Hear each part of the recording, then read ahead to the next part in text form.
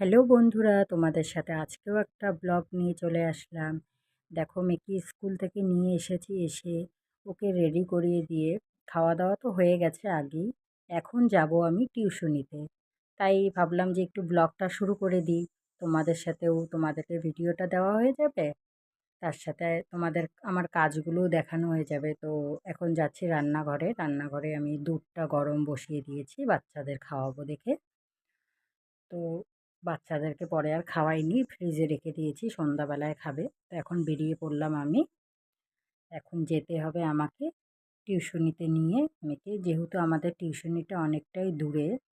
তো অনেক আগেই, একটু আধা ঘন্টা আগেই বের হতে হয়।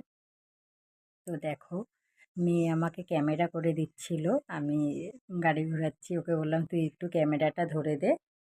তো মেয়ে অতটা ঠিকভাবে ধরতে পারেনি, ক্যামেরাটা লম্বাভাবে ধরা হয়ে গেছে।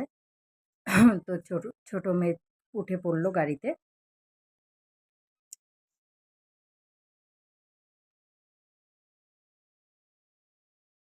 তো তোমরা দেখো ভিডিওগুলো ভালো লাগলে অবশ্যই বন্ধুরা লাইক কমেন্ট শেয়ার করো। অনেক কষ্ট হয় এক একটা ভিডিও করতে। তো এই যে এখন রোডে গাড়ি চালাচ্ছিলাম, মেয়ে একটু ক্যামেরা করে দিল। আমি বললাম যে একটু করতে পারবি কি? ও বললো কি হ্যাঁ হ্যাঁ মা, দাও করে দিব।